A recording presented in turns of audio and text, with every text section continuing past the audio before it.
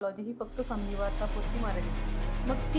मग त्यामध्ये काय काय समाविष्ट होतं? डोळ्यांना इन्व्हॉल्व करू शकतो, तुमच्या ब्रेन्सना इन्व्हॉल्व करू शकतो, हृदयाला, फुफ्फुसामध्ये जाळी निर्माण होऊ शकते.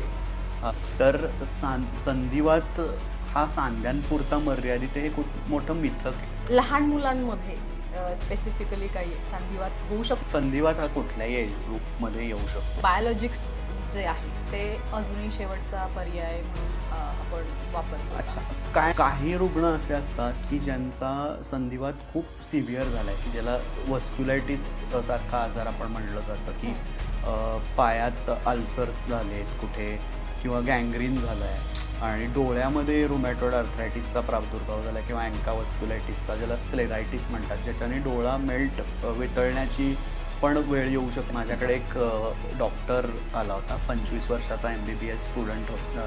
MBBS त्याचं नुकतंच झालं होतं. डावा पाय सुजायला लागला आणि दुखायला लागला. सडनली रात्री त्याला हार्ट अटॅकची लक्षणं झाली. अरे बापरे. यंग मुलगा. अरे म्हणजे बापरे. तुम्हाला नमस्कार, मी मयुरी तुमचं आजच्या पॉडकास्टमध्ये स्वागत करते.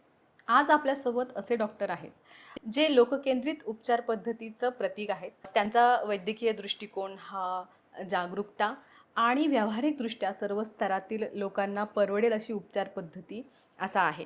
ते आहेत संधिवात तज्ज्ञ डॉक्टर दिग्विजय एकबोटे. सध्या एकबोटे हॉस्पिटल शिवाजीनगर आणि डॉक्टर DY पाटील महाविद्यालय आणि रुग्णालय पिंपरी येथे ते कार्यरत आहेत. संधिवात ही केवळ एक वेदना नसून शरीरातील भागांमध्ये खोलवर जाऊन ते अतिशय भयानक परिणाम निर्माण करू शकणारी असू शकते. याच विषयावर सखोल चर्चा आपण त्यांच्यासोबत आज करणार आहोत. नमस्कार डॉक्टर. नमस्ते. आज तुमचं स्वागत आहे. धन्यवाद. आज आपण कौटुंबिक पार्श्वभूमीवर तुमची जर्नी पुढे घेऊन जाताना मला पहिला प्रश्न तुम्हाला हा विचारायचा आहे. बऱ्याचशा कौटुंबिक समारंभात जेव्हा तुम्ही स्वतःला रुमेटॉलॉजिस्ट म्हणून इंट्रोड्यूस करता, बरोबर. तर किती लोकांना ते खरंच समजतं? अगदी चांगला प्रश्न आहे. ॲक्च्युली तसं म्हणायला गेलं तर 5 ते 10% लोकांनाच रुमॅटॉलॉजी, संधिवात आणि इतर संधिवाताचे जे आजार आहेत त्याच्याबद्दल माहिती आहे. बरं. तर कौटुंबिक समारंभांमध्ये तुम्ही काय करता? मी एक संधिवात तज्ञ आहे. म्हणजे काय, तुम्ही जॉईंटचं ऑपरेशन करता का काय औषधं देता आणि संधिवात तर म्हाताऱ्यांनाच होतो, हां. अशी एक मिसकन्सेप्शन लोकांमध्ये आहे. बरं. तर ते तोडताना, माहिती देताना आम्हाला थोडासा प्रयत्न करावा लागतो, पण लोकांना समजतं मग समजल्यावर. अच्छा, ओके. मग आता इतकी प्रसिद्ध म्हणजे मेडिकलमध्ये जे रेग्युलर लोक विषय घेतात, ते इतर विषय सोडून हा वेगळा विषय तुम्ही निवडला, त्याचं काही कारण? अगदी बरोबर. आता हा जो विषय आहे तो सुपर स्पेशालिटी विषय आहे. म्हणजे MBBS नंतर MD केल्यानंतर DMचा कोर्स म्हणजे संधिवाताचा कोर्स असतो. त्याला आता सध्या भारतात क्लिनिकल इम्युनॉलॉजी अँड रुमॅटॉलॉजी असं नाव आहे. बरं. तुम्ही ऐकलं असेल की न्यूरोलॉजी, हो. कार्डिओलॉजी, हो. गॅस्ट्रोएंटेरोलॉजी, नेफ्रॉलॉजी असे फील्ड्स आहेत. मला सुरुवातीपासूनच MBBS डेजमध्येच संधिवाताविषयी खूप फॅसिनेशन होतं आणि संधिवाताविषयी मला खूप काही पेशंट्स पाहिल्यामुळे इंटर्नशिपमध्ये 1-2-3 आर्थरायटिसचे पेशंट मी फायनल इयरमध्ये पाहिले होते. त्यामुळे खूप ज्ञान घेण्याची उत्सुकता निर्माण झाली आणि मग तेव्हाच मी ठरवलं मला संधिवात तज्ज्ञ व्हायचं आहे. आणि भारतात असे संधिवाताच्या सीट्स पण खूप कमी आहेत. बरं. म्हणजे तसं म्हणायला गेलं तर रेशो वाईज आम्ही जेव्हा सुपर स्पेशालिझेशनला गेलो तेव्हा भारतात केवळ 30 ते 40 सीट्स होत्या सुपर पूर्ण भारतातून? स्पेशालिटीच्या. हो. तर एंडोक्रायनॉलॉजी आणि रुमॅटॉलॉजी या फील्ड्समध्ये सीट्स खूप कमी होत्या. तशा एंडोक्रायनॉलॉजीच्या 80 ते 100 आणि रुमॅटॉलॉजीच्या कमी होत्या. तर मला आधीपासूनच एक ज्ञान घेण्यासाठी फॅसिनेशन होतं आणि रुमॅटॉलॉजी, संधिवाताच्या बद्दल आपण सखोल माहिती घेणारच आहोत, की एक मेडिसिनचा खूप चांगला टच असावा लागतो डॉक्टरला त्यासाठी. बरं. कारण की हा मल्टीसिस्टीम डिसऑर्डर आहे. कुठल्याही अवयवात संधिवाताचा प्रादुर्भाव होऊ शकतो. बरं. बरं. तर असं जनरल आहे. बरं, मग आता या क्षेत्रामध्ये अवेअरनेससाठी तुम्ही काय करता मग? बरोबर. मला आता पुण्याला येऊन जवळजवळ 7-8 महिने झाले. बरं. यापूर्वी मी KGMU, king George medical university, Lucknow येथे कार्यरत होतो. मी 3 वर्ष तिकडे सुपर स्पेशालिटीचा कोर्स केला आणि मॅन्डेटरी, आता तुम्हाला माहिती आहे की गव्हर्नमेंटचा बॉन्ड सिस्टीम असते सगळीकडे. तर 2 वर्ष मी तिकडे सहाय्यक प्राध्यापक असिस्टंट प्रोफेसर म्हणून काम केलं. बरं. UP गव्हर्नमेंटच्या बॉन्डमध्ये खूप शिकायला मिळालं तिकडे, कारण अच्छा. पेशंटचा फ्लो होता गव्हर्नमेंट हॉस्पिटल असल्यामुळे. अच्छा. तर असं करत असताना मी आत्ता पुण्यात आलो, तर आम्ही काही पेशंटसाठी वेगवेगळे लेख लिहिणं, जागरूकता अभियानाअंतर्गत हं. किंवा वेगवेगळे अवेअरनेस प्रोग्राम घेणं. DY अच्छा. पाटील रुग्णालयाच्या बॅनरखाली आम्ही मध्ये एक अँकायलोजिंग स्पॉन्डिलायटिस अवेअरनेस डे घेतला. हं, हं. काही दगडूशेठसारख्या चांगल्या संस्था आहेत की ज्या रुग्णांना मदत करतात. हं. अशा काही पेट सिटीसारखे जे महागड्या टेस्ट असतात, तर त्यांच्या थ्रू आमच्या पेशंट्सना काही महागड्या टेस्ट लागल्या ऑटोइम्युन आजारांच्या आणि अच्छा. पेट सिटीसारख्या काही टेस्ट लागल्या, तर आम्ही त्यांना तिकडं वळवतो हं. आणि त्यांच्या टेस्ट काही प्रमाणात फ्री किंवा डिस्काउंटेड प्राईसमध्ये करण्याचा प्रयत्न करतो. बरोबर. म्हणजे जसं आपण म्हणालो, की वेगवेगळ्या क्षेत्रातल्या लोकांना परवडेल. परवडेल असं. येस. अच्छा. मग आता मला हा प्रश्न विचारायचा आहे, की वेगवेगळ्या म्हणजे महाराष्ट्र किंवा भारतभर आपण म्हणू शकतो, वेगवेगळ्या वातावरणाच्या परिणामाशी निगडीत आहे हा सांधिवात?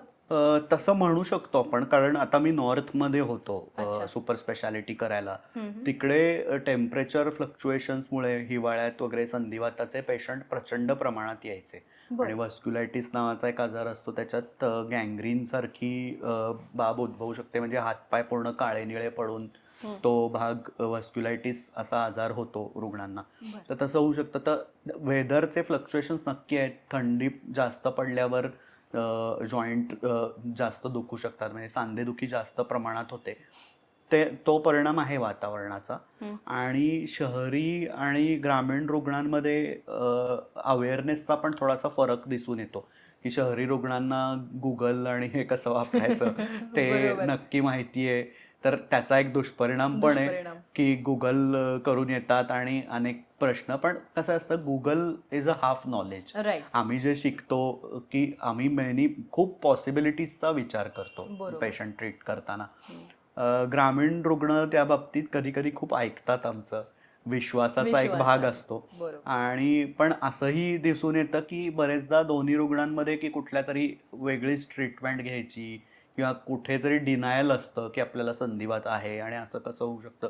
म्हणून वेगवेगळ्या उपचार पद्धती घेत राहतात. मग कधी-कधी आजार कॉम्प्लिकेटेड स्तरावर पोहोचला, की आमच्यापर्यंत पोहोचतात. बरं. मग आता मला हे विचारायचं आहे, की रुमेटॉलॉजिस्ट तुम्ही जसं म्हणाला, की रुमेटॉलॉजी ही फक्त संधिवातापुरती मर्यादित नाही.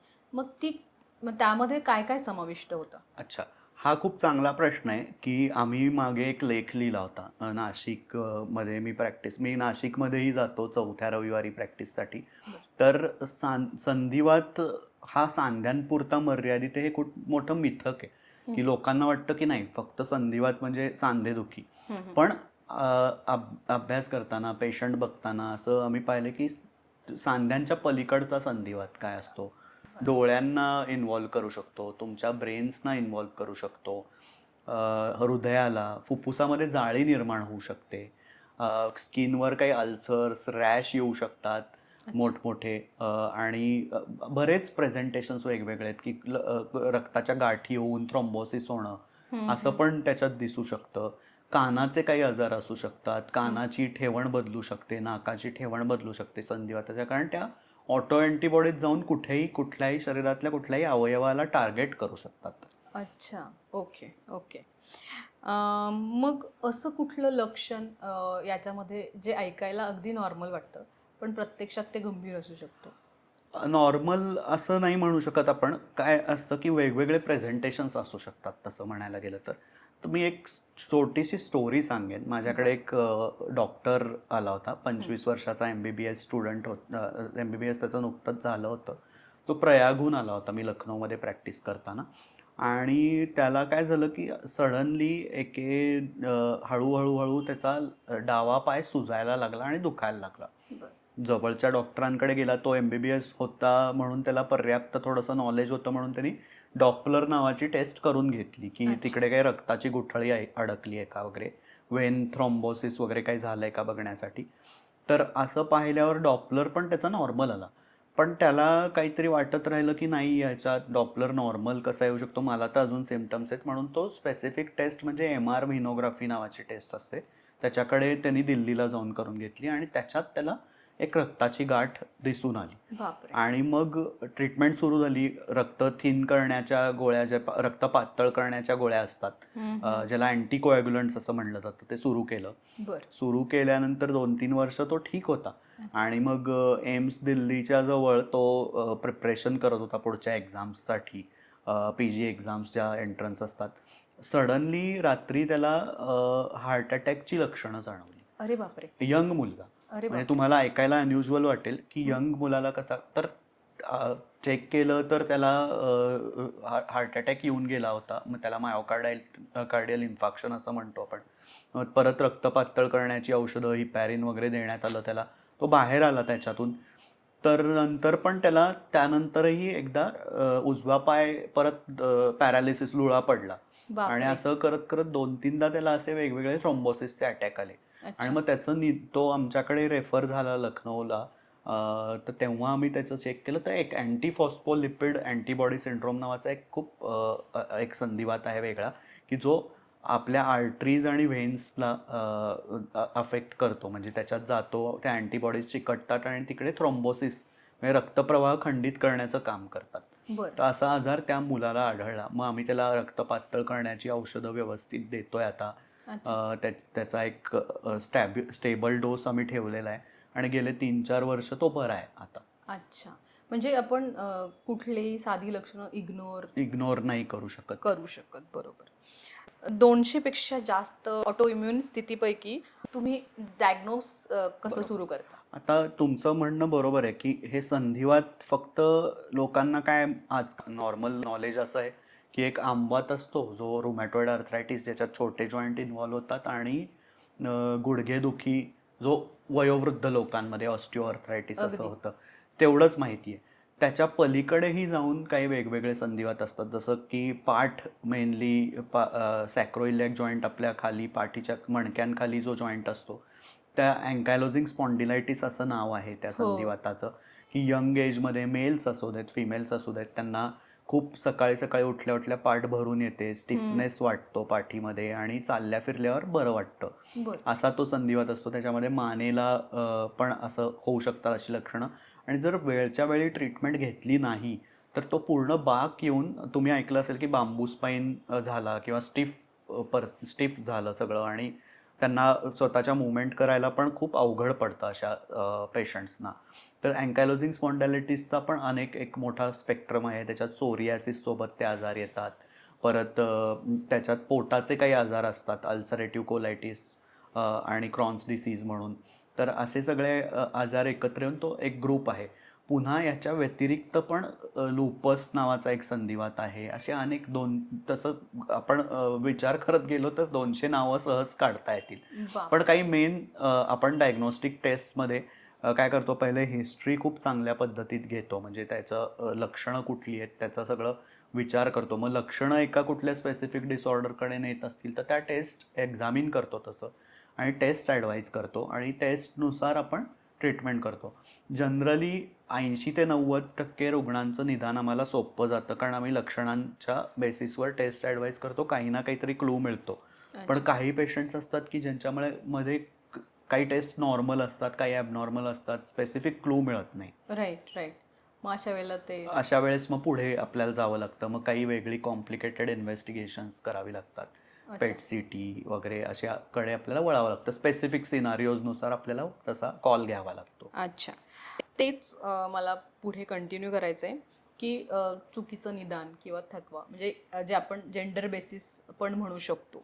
तर लहान मुलांमध्ये स्पेसिफिकली काही संधिवात होऊ शकतो का? आणि जर होऊ शकतो तर म्हणजे संधिवात हा कुठल्याही एज ग्रुपमध्ये येऊ शकतो. लहान 1 वर्षाच्या बाळापासून ते 100 वर्षाच्या व्यक्तीपर्यंत कोणालाही येऊ शकतं. बापरे. लहान मुलांमध्ये पण वेगवेगळी लक्षणं असतात. जनरली लहान मुलांमध्ये काही इम्युनोडेफिशियन्सी डिसऑर्डर्स असतात, की ज्या जेनेटिक असतात, की ज्याच्यात ह्या लहान मुलांना वारंवार इन्फेक्शन होणं, कुठल्यातरी वेगळ्याच जागी काहीतरी पस होणे वगैरे, असे अरे बापरे. सिम्पटम्स त्या इम्युनोडेफिशियन्सीमध्ये दिसतात. शिवाय सिस्टेमिक ऑन्सेट GIA नावाचा आजार आहे, की ज्याच्यात ताप खूप येतो, रॅश येते बॉडीवर, अच्छा. आणि खूप जॉईंट दुखतात वगैरे, असे आजार पण काही कॉमन आहेत. हं. जे ॲडल्ट्समध्ये संधिवात आहेत, जसं लुपस आहे, आर्थरायटिसचे प्रकार आहेत. शिवाय शोग्रेन सिंड्रोम वगैरे हे पण लहान मुलांमध्ये दिसून येतात, पण काही वेगळ्या फ्रिक्वेन्सीमध्ये त्याचं कमी जास्त होत असतात त्या फ्रिक्वेन्सीमध्ये, आणि त्याची मॅनिफेस्टेशन्स म्हणजे त्याची लक्षणं वेगळी असू शकतात. अच्छा. जसं की लुपस लहान मुलांमध्ये झाला तर त्याच्यात जास्त करून तो ब्रेनला आणि किडनीला जास्त अफेक्ट करतो. हो. मायनर सिम्पटम्स फारसे देत नाही अच्छा. किंवा मायनरही राहू शकतो. तर असे वेगवेगळे प्रकार आहेत. तर लहान मुलांना पण नक्कीच संधिवात होऊ शकतो. अच्छा, म्हणजे लहान मुलांमध्ये असे काही लक्षणे आली तर संधिवात होऊ शकत नाही असं म्हणून न- इग्नोर करू नये. नाही नाही ओके. कधी कधी जसं तुम्ही म्हणालात की सगळ्या टेस्ट असतात त्यामध्ये, हो तर बऱ्याचदा टेस्ट करूनही नॉर्मल आल्यात आणि बरोबर. तरीही रुग्णांना त्रास होऊ शकतो का? ॲब्सोल्युटली. काय असतं की काही संधिवात सदृश्य आजार आहेत, म्हणजे की ज्याच्यात टेस्ट खूप नॉर्मल येतात, म्हणजे इन्फ्लेमेटरी मार्कर्स ज्यांना आपण म्हणतो ESR CRP, आणि बाकी सगळ्या टेस्ट करून पेशंटचं सगळं नॉर्मल आहे, तरी पण पेशंट म्हणतो की आम्हाला नाही, अंगदुखी खूप आहे. तर तो एक आजार आहे फायब्रोमायल्जिया नावाचा. त्याच्यावर आपल्याला खूप विस्तृतपणे बोलता येईल, पण मी शॉर्टमध्ये तुम्हाला थोडंसं संक्षिप्त स्वरूपात आज सांगतो की फायब्रोमायल्जिया हा जो आजार आहे की तो शरीरातली खूप पेन सेन्सिटिव्हिटी वाढल्यामुळे हा आजार होतो. बरं. आणि जास्त करून 80% 90% रुग्ण या महिला असतात. तर आता अच्छा. काही वेगवेगळे फॅक्टर्स त्याला असतात. तर खूप जास्त अंगदुखी, झोप व्यवस्थित न येणे किंवा पुरेशी झोप न लागणे, अच्छा. दिवसभर थकवा राहणे, पोटात काहीतरी क्रॅम्प्स येणे, अच्छा. आणि हे कधी-कधी चक्कर आल्यासारखं वाटणे वगैरे, अशी लक्षणं त्या फायब्रोमायल्जिया आजारात असतात. याच्यात काय करतो आपण, काही वेगळ्या प्रकारची औषधं पेन कमी करण्यासाठी देतो आणि समुपदेशन करतो, म्हणजे काउन्सिलिंग खूप कॉर्नरस्टोन लागतं. आहे हं. या आजाराचं. ओके. तर अशा वेळेस ह्या आजाराचं आपण निदान करतो. बरेचदा आपल्याला मग काही हिस्ट्रीमधून क्लू मिळाला की आपण बघतो. अच्छा. ओके. तुम्ही जसं म्हणालात की महिलांचं जास्त प्रमाण आहे. हो. मग चान्सेस आहेत का चुकीचं निदान होण्याचे? काय असतं, बरेचदा तुम्ही पण एक महिलाच आहात.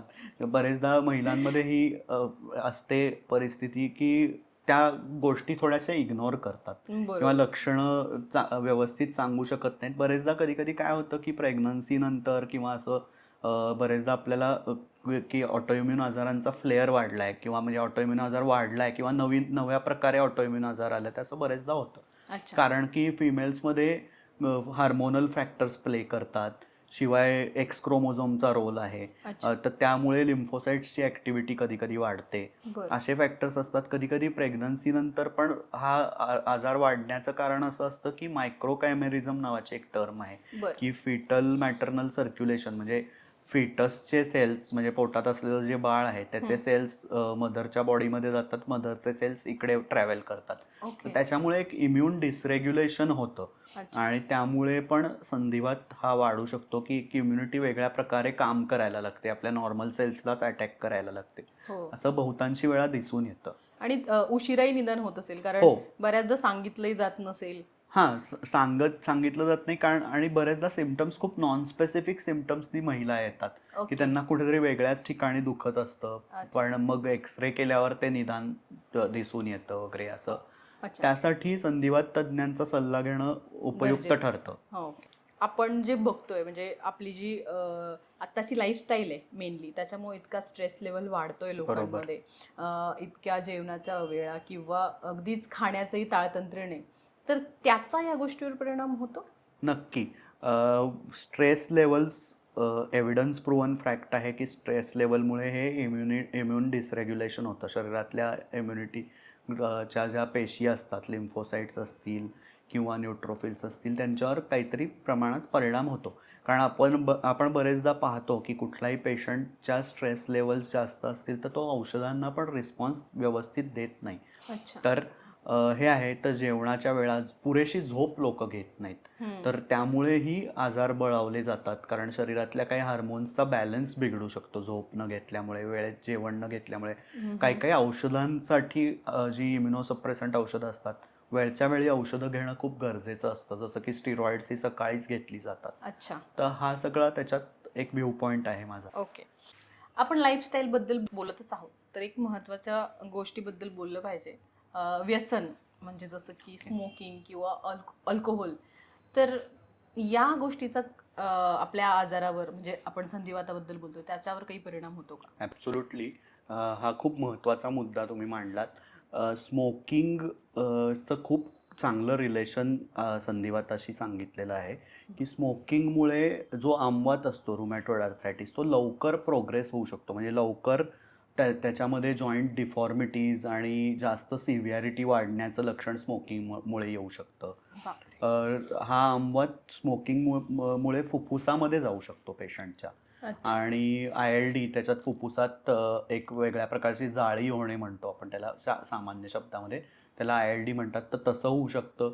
बरेचदा औषधांचा रिस्पॉन्स या स्मोकिंग करणाऱ्या पेशंट्समध्ये कमी दिसून येतो. अच्छा. इम्युनोसप्रेसंट मेडिकेशन्स असतील, बायोलॉजिक मेडिकेशन्स असतील त्याच्यातली. तर स्मोकिंग जे करतात त्यांच्यामध्ये असं दिसून आलं की रिस्पॉन्स ते ट्रीटमेंटला कमी देतात. आणि अल्कोहोलचं तुम्ही म्हणलात, हं. तर तुम्हाला माहिती आहे की गाऊट नावाचा एक युरिक ॲसिडचा संधिवात आहे. काही बरोबर. झालं की युरिक ॲसिडची टेस्ट बरेच डॉक्टर्स करत असतात. तर तो जो युरिक ॲसिडचा जो संधिवात आहे गाऊट, हं. तो स्पेसिफिकली अल्कोहोलशी लिंक्ड आहे.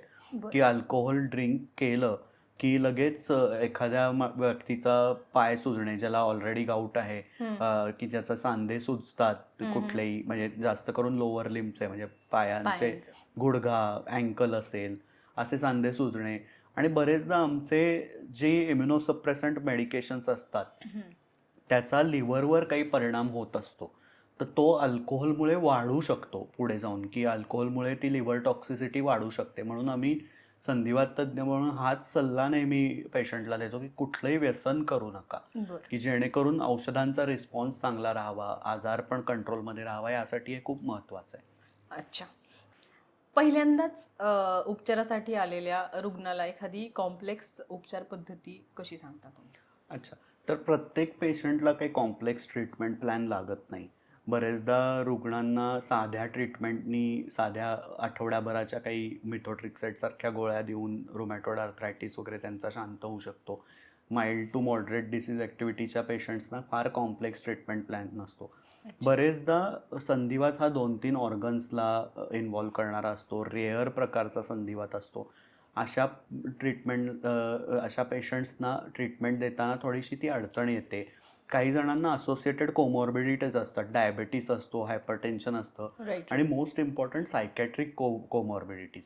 या संधिवाताचा कधी-कधी मनावर इतका खोलवर परिणाम होतो, की अँक्झायटी, डिप्रेशन, हं. पर्सनॅलिटी डिसऑर्डर्स वगैरे असे पण आजार आमच्या रुग्णांना एक 10 ते 20% रुग्णांना असतात. तर अच्छा.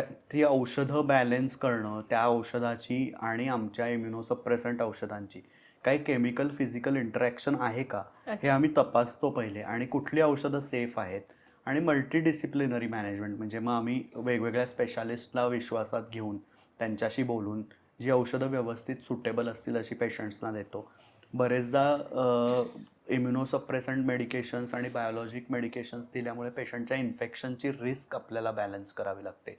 मग ते देताना कधी-कधी आपल्याला आठवडाभर किंवा त्या पेशंटला थोडीशी स्टिरॉइडचा डोस हाय असेल पर्यंत अँटिबायोटिक थेरपी, प्रतिजैविक ज्याला म्हणतो आपण, ती पण द्यावी लागते. तर असं आम्ही ट्रीटमेंट समजावून सांगतो पेशंटला आणि बरेचदा काउन्सिलिंग केल्यावर पेशंट्स पण आमचं ऐकतात.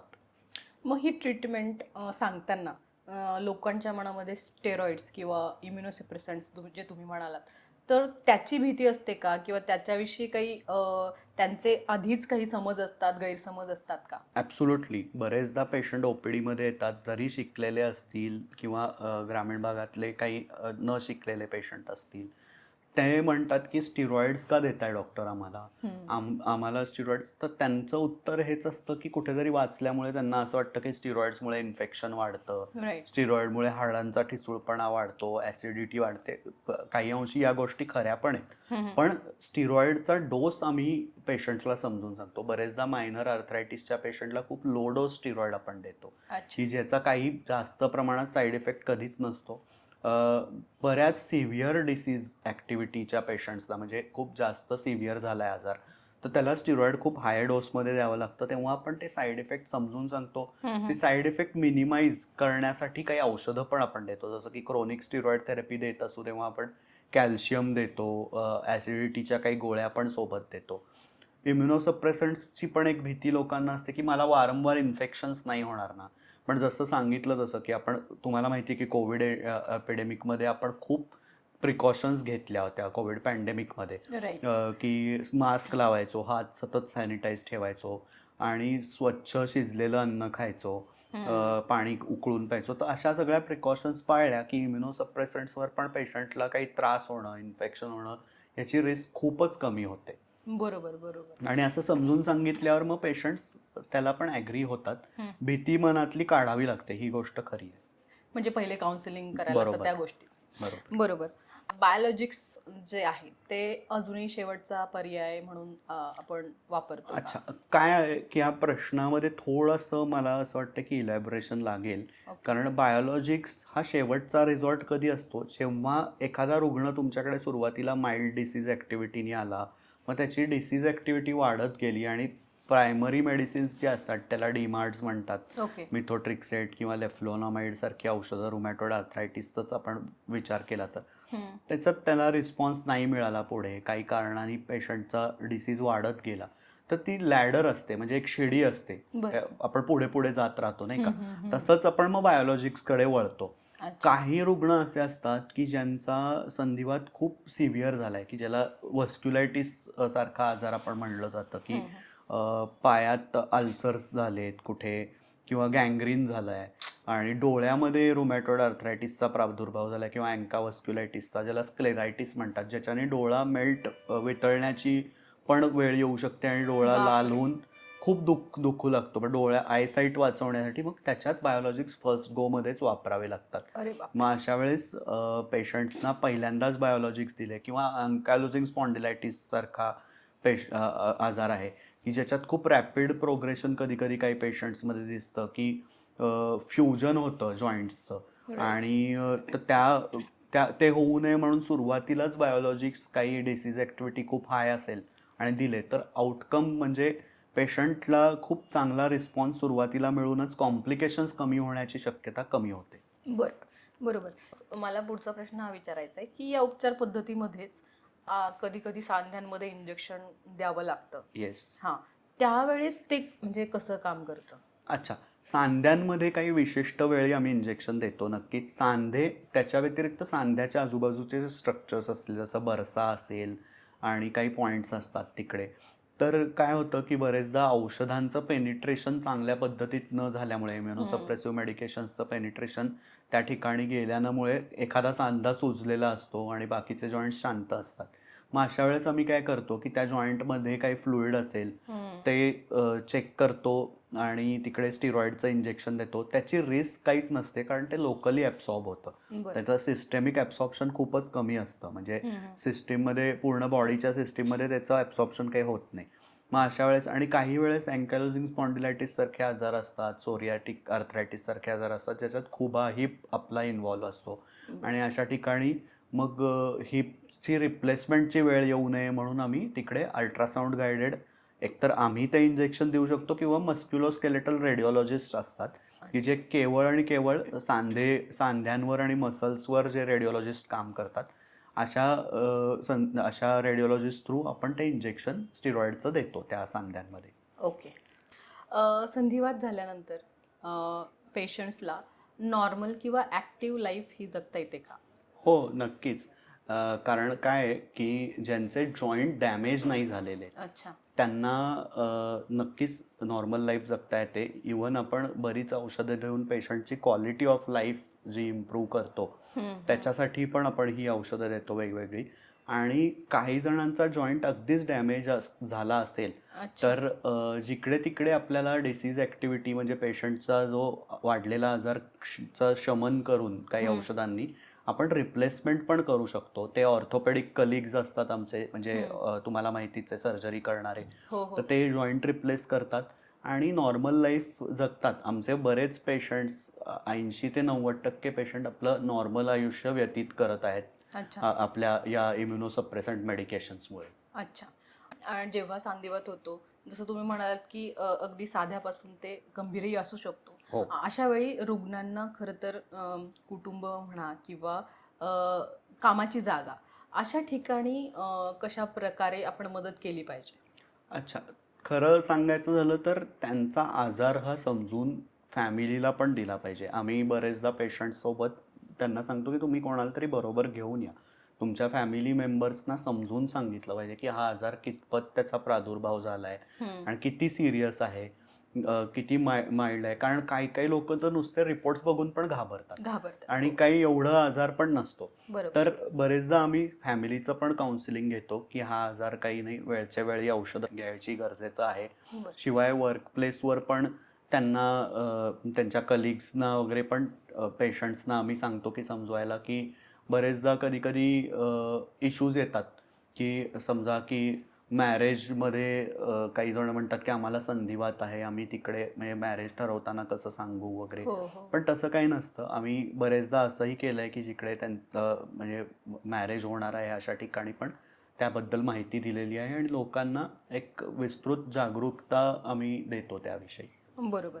मग अशा रुग्णांना जे तुम्ही म्हणतायत कौटुंबिक पातळीवर आणि कामाच्याही ठिकाणी किंवा इतरच सामाजिक ठिकाणी त्यांना नक्की कसं काय हवं असतं? म्हणजे ते काय शोधत असतात? आधार शोधत असतात, की त्यांनी त्यांच्या जीवनशैलीमध्येही बदल करायला हवेत? बरोबर. दोन्ही गोष्टी इम्पॉर्टंट आहेत, की एक आधार त्यांना पाहिजे. तर अच्छा. आता कसं आहे, की वेगवेगळ्या डिसीजेसचे पेशंट सपोर्ट ग्रुप आपण फॉर्म केलेले आहेत. बरं. सपोज एखादा आपण रुमॅटॉइड आर्थरायटिस म्हणला किंवा हं. रुमॅटॉइड आर्थरायटिस नंतर शोग्रेन सिंड्रोम आहे, एन्कायलोजिंग स्पॉन्डिलायटिस आहे, लूपस आहे.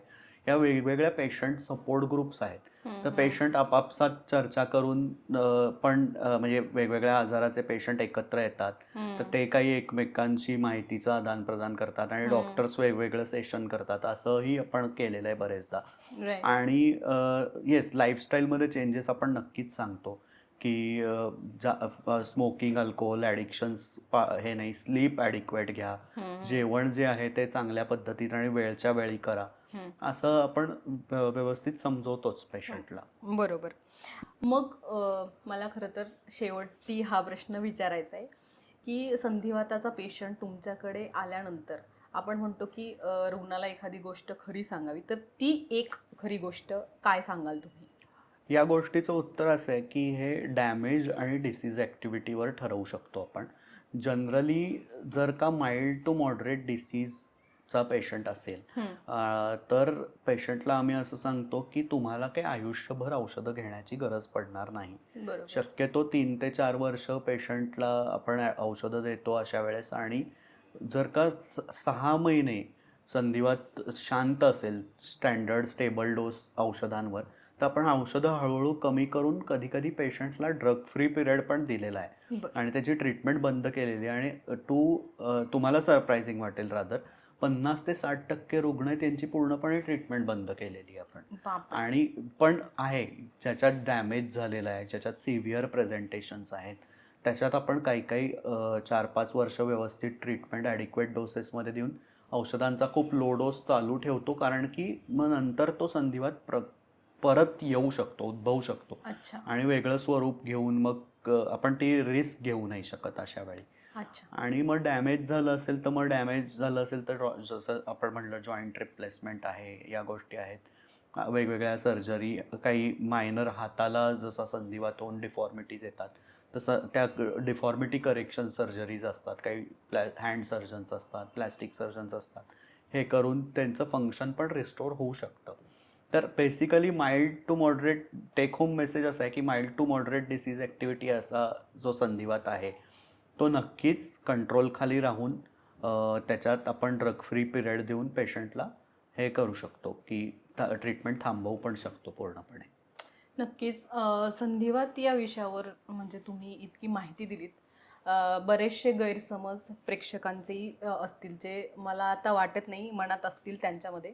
कारण जसं तुम्ही म्हणाला, की लाईफस्टाईलमध्ये बदल आणि व्यसनं नकोत आणि ॲब्सोल्युटली. कुठल्या सिम्प्टम्सकडे तुमच्या कुठल्या लक्षणांवर जास्त लक्ष द्यायचं आहे. इव्हन लहान मुलांबद्दलही बोललो आपण. हो. लहान मुलं आणि घरातील स्त्रिया यांनीही कुठल्या लक्षणांकडे दुर्लक्ष करायला नको या गोष्टींवर आपण सविस्तर चर्चा केली. संधिवात खरंच आपण जसं चर्चा केली ही काही फक्त केवळ वेदना नाही, तुमच्या शरीरातली कुठलीही वेदना तुम्ही दुर्लक्षित करू नका आणि अशी लक्षणं जी आत्ता डॉक्टरांनी सगळी एक्सप्लेन केली या पॉडकास्टमध्ये जर आपल्या घरातील कुटुंबातील सदस्यांना असतील तर त्याच्याकडे दुर्लक्ष न करता एकदा संधिवात तज्ज्ञांना भेटणं तुमचं गरजेचं आहे. आणि उपचार पद्धतीवरच्याही शंका आहेत स्टेरॉइड्स किंवा इतर उपचार पद्धतीबद्दल त्या डॉक्टरांनी बऱ्याचशा तुमच्या दूर केलेल्या आहेत. सो थँक्यू सर, तुम्ही धन्यवाद. आज या पॉडकास्टमध्ये वेळ दिलात, तुमचा एवढा अमूल्य वेळ दिलात आणि आपल्या प्रेक्षकांच्या ज्ञानामध्ये एवढी महत्त्वपूर्ण भर टाकली त्याबद्दल मी तुमचे खूप आभार मानते. Thank you so much. आपल्याला पण अनेक धन्यवाद. Thank you sir.